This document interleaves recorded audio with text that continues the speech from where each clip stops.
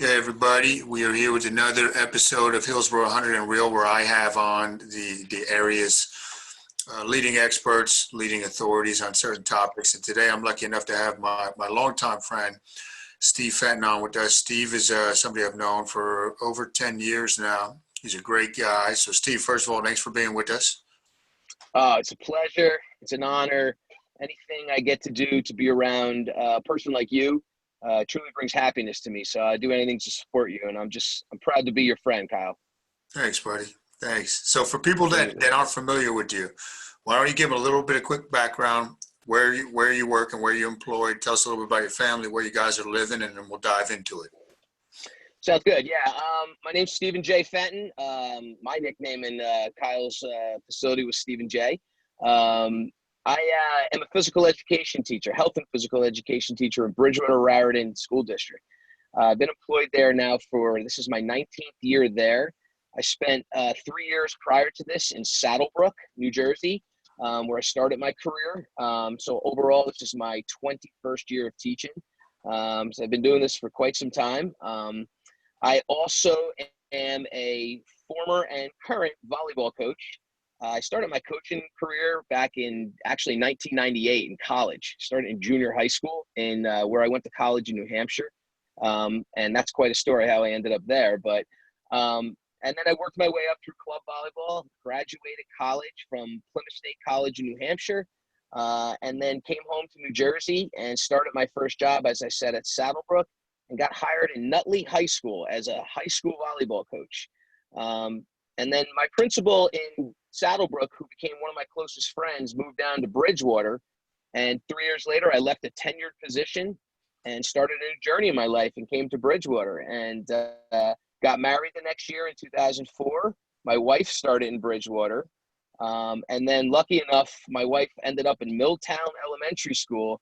And that's when I met you, Kyle. And we really hit it off, both as friends, but even on a deeper level in how we share, I believe, in our life mission. And it's been a real pleasure to be able to be your friend and explore our life missions for the past 10 years or so as that. So currently I finished my career coaching at Hunterdon Central High School. I had quite a nice success story there and journey. I just resigned last year.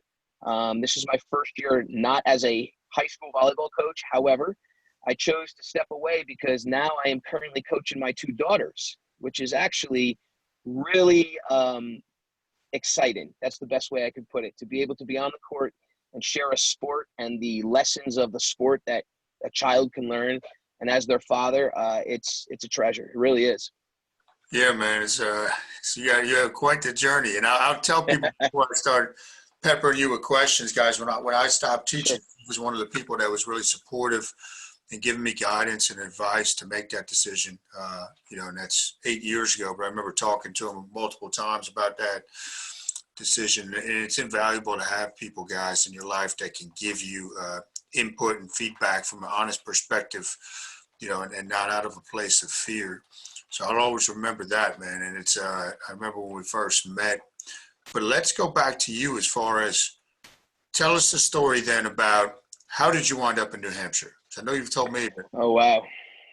What happened? So my story is really personal, and it's been such a rewarding story that has brought me through a lot of climbs on a mountain. I like to use that analogy a lot. I'm a four-wheeler. I have a Jeep, and Dad and I like to use our Jeeps for four-wheeling. So climbing the mountain has been challenging for me. I graduated high school. I was a distance runner. I ran 4 years of high school track, cross country, winter and spring, 12 seasons. Out of 12 seasons, I lettered 11 times. My first year as a freshman going into high school, I went out for running because my father was a runner. He was my hero. And I pulled my hamstring. And it's actually a pretty cool beginning to the story because when I pulled my hamstring, I obviously couldn't run. And I ended up going to every single practice and watching the team, being supportive. And my coach at that time never forgot that. He nicknamed me that year Killer. And what he was trying to instill in my name and who I was to keep that killer instinct in me. My coach, Mr. T, was his name. And no, he didn't have the haircut, but his name was Mr. T. And I'll never forget him to this day. was a second father to me through my high school career, because as I was growing up and I went through my puberty years, I hit it a little late. I struggled a lot with internal confidence. It took me a long time to become the human that I already was when I was a child. So when I got influenced a lot through my childhood in my teen years, and not hitting puberty as early as some others, I wasn't able to stay up to date with some of the older kids, and I lost a lot of internal confidence. It wasn't until my 20s that I really came out of my shell. So how I ended up in New Hampshire was this. I graduated high school and I wanted to go into the Marine Corps. Serving in the military was something my father did. He was a veteran in Vietnam in combat. Dad was my biggest influence and sat me down and said, Steve, can you do me a favor? Just give me a half a year at county school. And Dad was a big military guy and very proud American. And he said he went the hard way. He did the same story I did when he was younger, came back from Vietnam, and then started night school. So what he was looking for, and I didn't know at the time, I do now, he was looking for to guide me a path for myself that can protect me in my future. I didn't see it at the time, but as I along the way, I trusted my father and I did county school. Well, I ended up not doing the best. And at that point, I took a semester off. And as I was working, my sister and her husband at the time were vacationing in New Hampshire. And even before I get to that part, you see, at that point, when I took the semester off, I'm now working. And I then ended up applying to 7 New Jersey schools as a transfer student from county. And I got 7 rejection letters. Okay. So now I'm 19 years old. I'm feeling not the best about myself. And this is where the part comes in that I totally believe in the connection between, it could be family, friends, relationship. It to me is so important. My sister and her ex ended up being her ex-husband, went up to New Hampshire, we're vacationing, found this college, took the application, brought it home. My mom and dad filled it out. My dad wrote this unbelievable essay, sent it in. Next thing you know, I got a letter in the mail, and it said, congratulations, you're accepted to Plymouth State College, New Hampshire. I called my mom, and I said, are we moving? And she said, no, that's for you if you want to go. And sure enough, I said, let's take the journey. And I went up, and that's how I found volleyball. And I can talk about that in a minute. But my point in the whole thing was, a lot of people laugh at that story, but the truth was my parents were just giving me what I try to give my own children, unconditional support, never give up attitude. That's what that taught me. That really taught me that somebody can truly believe in your journey, and no matter how down they can be there to help you get back on your feet, but you're the one who has to take the steps forward. Ended up having a great career. I chose health and phys ed. I graduated in 2000. And as I told you before, I ended up becoming a phys ed teacher right away. And the rest is history. And it's been a great journey. Wow, man. So that's quite, I didn't know all the backstory with that about how your parents did that for you, but that's what parents can do, right? What a pure love. And then, it's really powerful. What a parent, it could be a teacher, could be a friend. I mean, the word you said, Kyle, love is more powerful than people realize. And I guess I'm a story that kind of proved it. Yeah, you are, man. Now, you went there to Plymouth State College. How did you get into volleyball? You were a cross-country guy. What happened there? It's a funny story. So I went up there. They didn't have a track team, cross-country. The other thing I was always kind of looking for later in life, which is what you helped me with, was the physical side of exercise and fitness, which I got to later on. But I tried boxing and I loved it. I mean, my uncle happened to be a boxer, amateur boxer back in his past, my dad's brother. And I would go to the classes. I would shadow box. I remember one day at class, they took a med ball and they would just take turns and slam it into your abdominal. And that was to train your abdominal to get stronger. And I loved it. I was so into it. So I ended up shadow boxing, and I kind of told this story, and I said, okay, there's a guy in the club, and I was like, listen, let's have a little match. So we had a little match, and we were going back and forth, and I did okay, but the guy was so good at it, he kind of put me down on the ground pretty quick. So I got up and I'm like, this is fun. And I looked down the hall in the gym, and there I saw volleyball practice happening. And I said, listen, I'll be right back. And I literally walked down the hall, and I asked the guys there, listen, is this volleyball team? And they said, yeah. Now, the reason I was interested, because my father started coaching volleyball in 1980. When I was in college, he was coaching. Believe it or not, he coached my sister in high school. So it was something I always had an interest in. I tried out for the team. I had zero skill in the game of volleyball, but oh boy, could I jump. I had such a vertical leap. It was a natural given God gift from me, and I put it to my advantage. I joined the volleyball team, and they put me on what's called the right side of the court. And pretty much my freshman year, I blocked a lot of people because all I had to do was jump straight up. And then in time, I learned the game, and I really fell in love with the game. And coming home, being able to be a coach against my father and even my sister who ended up coaching, it actually led me to my wife. That's how I met my wife, was volleyball. So that's how I ended up playing in Plymouth State for 4 years. Okay, so you just back up. You played at Plymouth State. You know, chance happening, kind of, rather than getting your face pounded in with a boxing team. But you had a 4-year career there, and you talked about how you got into coaching a little while ago. About when I think you were still in college. So how did that happen? How did you actually get into officially coaching? So I was up there and I was playing for the men's club team, and we were traveling around New England and really enjoying the challenge. I remember going to Maine. I went to Tufts and really just playing some good volleyball. And sure enough, one of my setter, who actually became my roommate, he ended up linking up at a high school, and the high school coach was an owner of a club.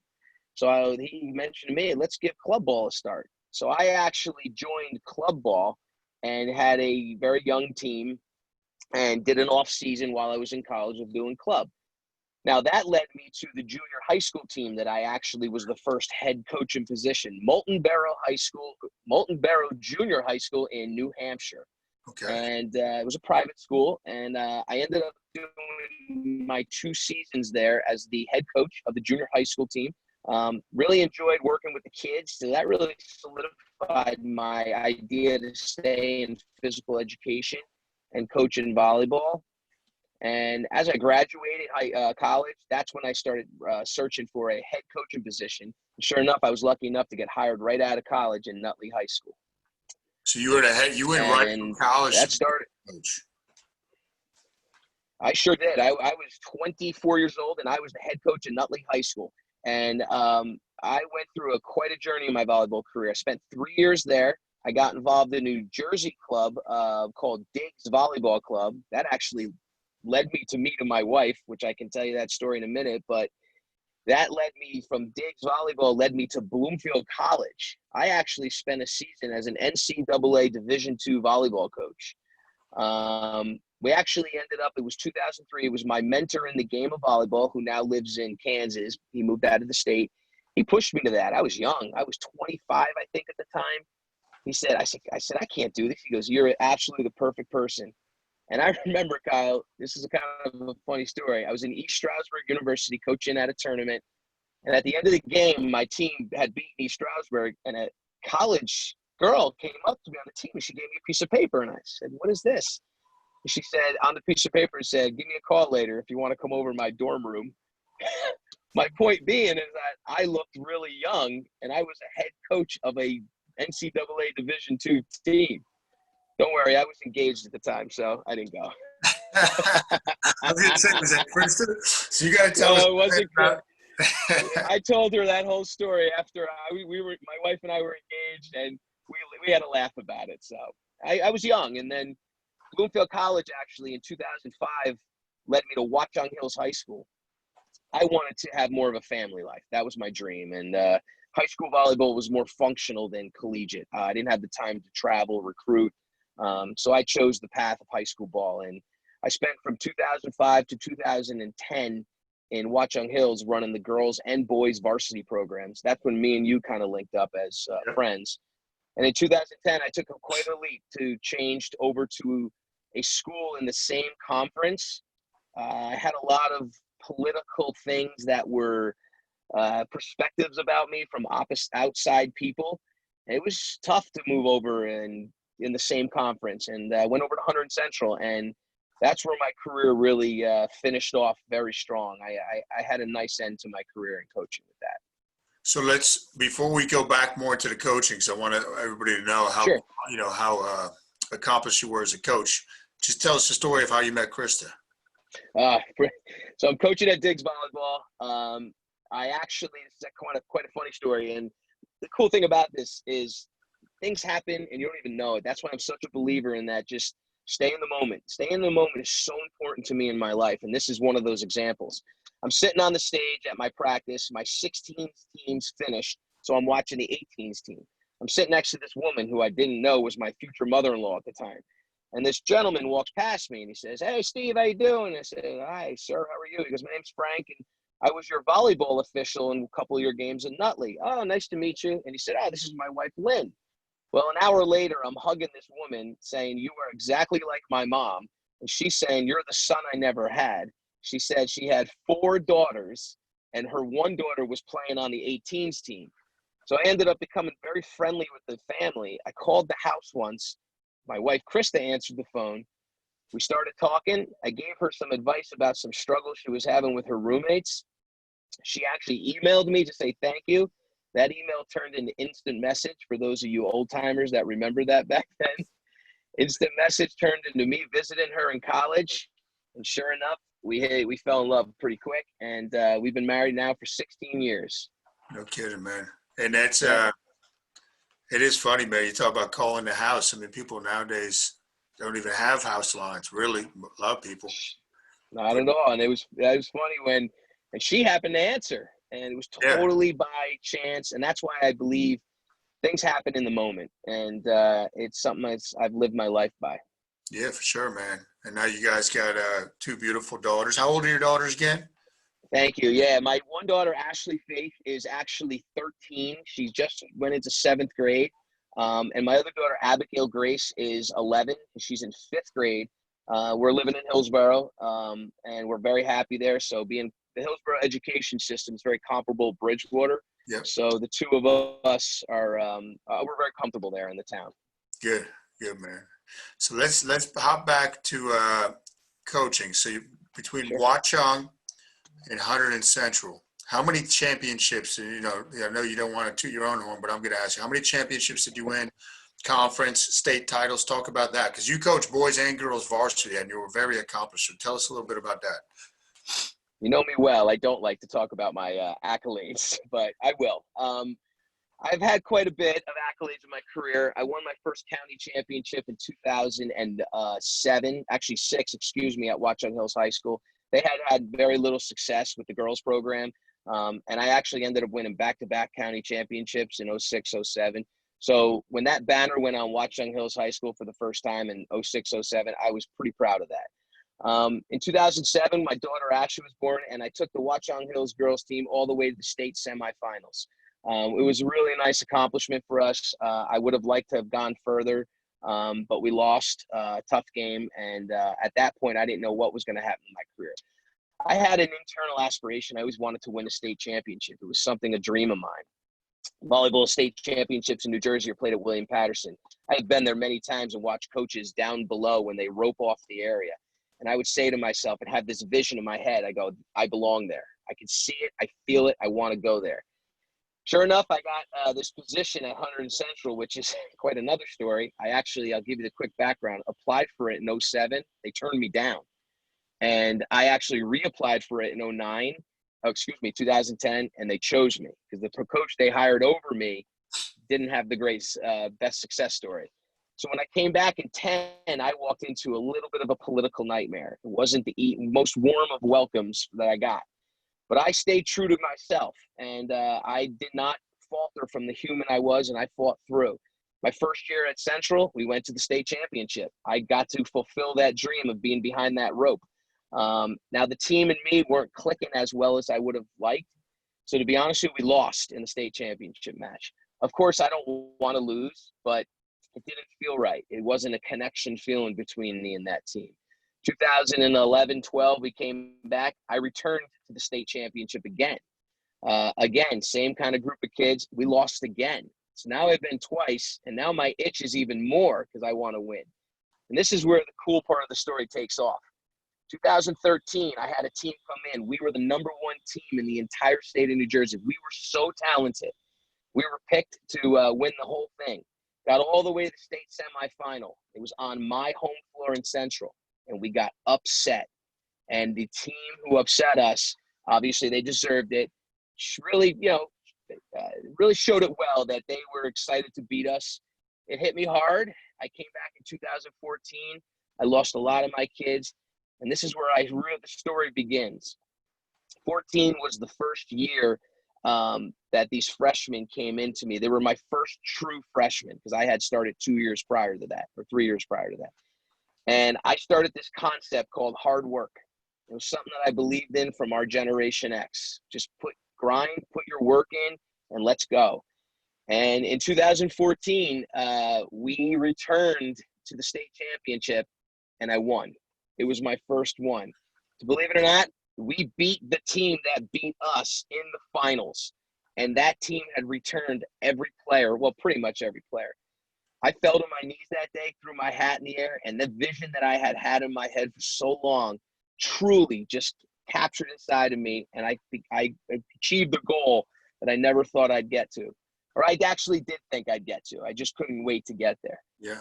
This is the next part.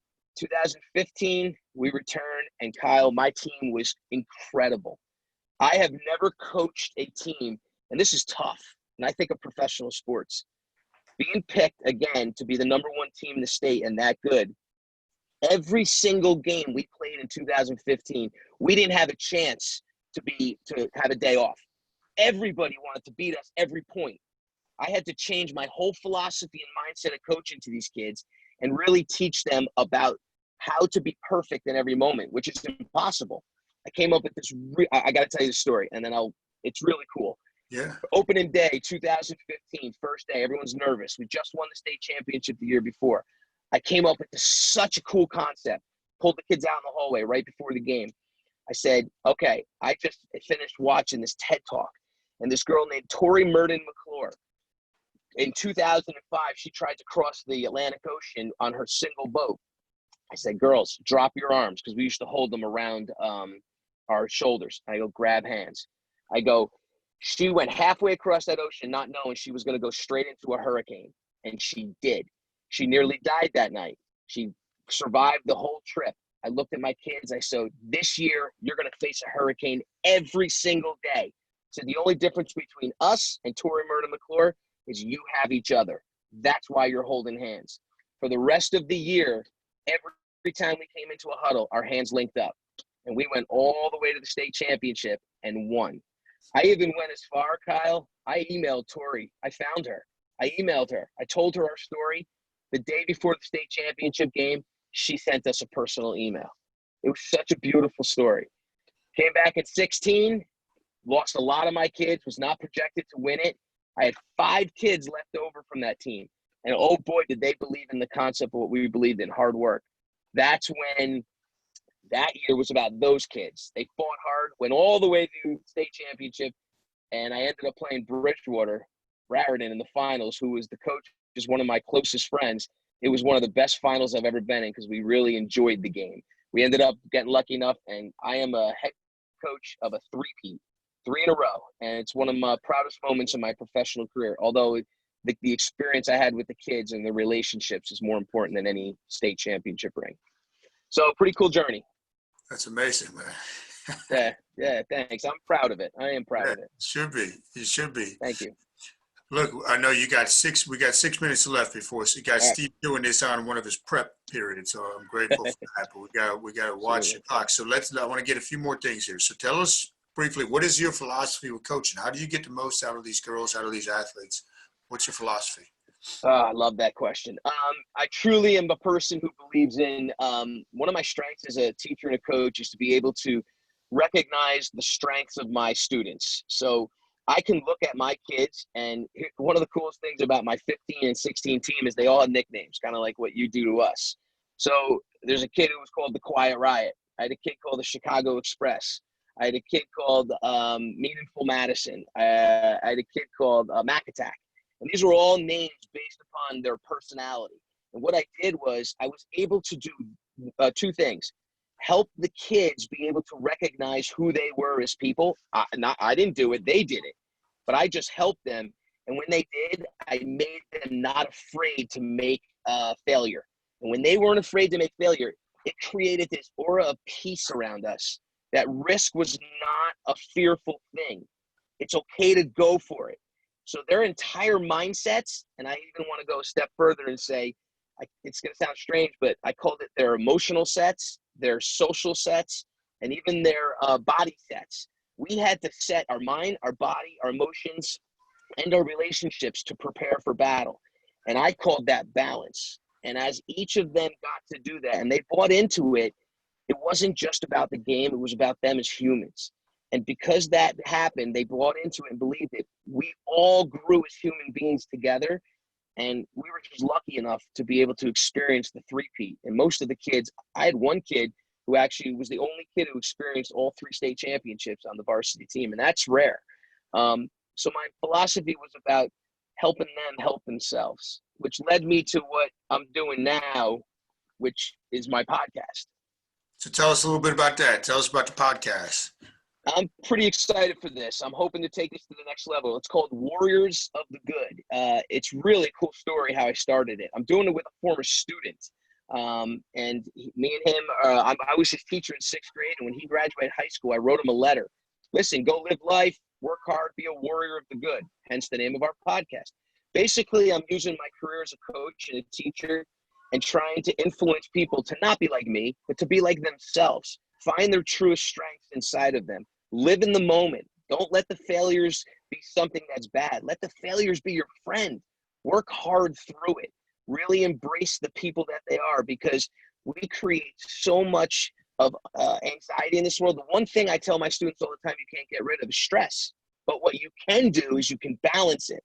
And that's why I believe in the triangle of life, which is what you believe in, mind, body, spirit. I just add in the emotion, because the emotion to me is so important as well. So in Warriors of the Good, we dive into like a word of the day and we talk about it as people. I try to use a lot of research from different people, the books I read, videos I watch, just to get more facts. I'm actually excited. I'm taking it to the next level. I am just about to launch my new podcast, Warriors of the Day Kids Edition. I'm going to be interviewing kids, and they're going to be telling me about their internal selves, because that was the mistake I made back in my teens. I didn't have enough balance and internal strength, and I don't want that to happen to children today. So I'm pretty excited about it, and I really am enjoying it. And people can find those on iTunes? iTunes, Spotify, Google Play. It's all on there. Just search Warriors with an S of the Good. Cool. And yeah, give it a listen. It's pretty good. Yeah, I'll put that in the show notes. We'll blast this out so people can subscribe to that. Definitely check out what Steve's doing, guys. It's always, inspirational, as you can tell. So you got about a minute left before you got to go back to teaching. What's your final words of wisdom for us? Oh, guys, be who you are. I'm a silly, energetic, goofy person. When I graduated high school, my high school voted me the shyest person in the grade. I am not shy. I wasn't shy back then, but I didn't fight for myself. Fight for yourself, because whoever you are is who you are, and you should love that and be proud of it. I enjoyed the person I am so much. I created Fenton Pride. I now have a family flag that I created and fly at my house on my flagpole.